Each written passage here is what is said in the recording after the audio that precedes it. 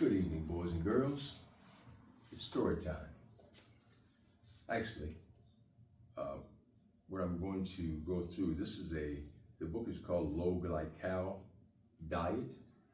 I don't like the word diet, but it basically is how to keep your blood sugar from spiking. So I'll read you like a few of these menus or meal plans.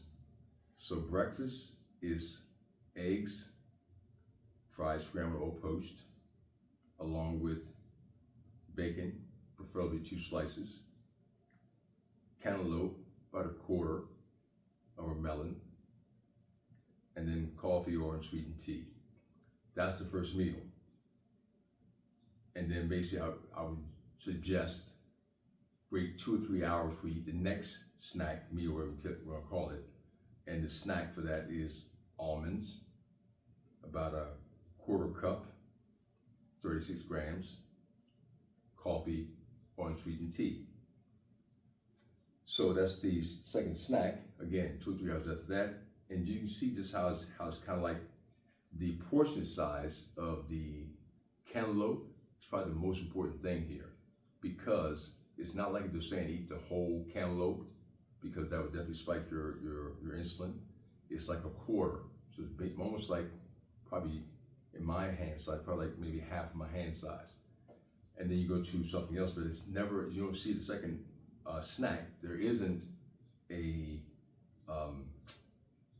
fruit or any kind of carbohydrate in that second meal, because the more you start to compound those carbohydrates back to back, even though it's 2 or 3 hours later, you'll spike your insulin. So now you just have fats, right?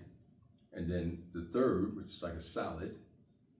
Lunch is like salad, and then there could be like green veggies, something like that. I would probably throw some protein in there too, like some sardines or something like that, which also helps regulate blood sugar and keeps you satisfied, satiated.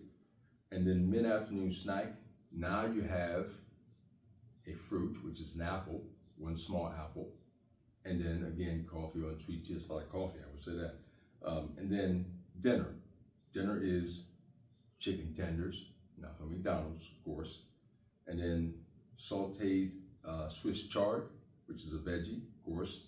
And then another mixed green salad, light dressing. Again, you don't see a lot of carbohydrates in those meals. So if you eat like that, you can prevent yourself from being diabetic or even pre-diabetic.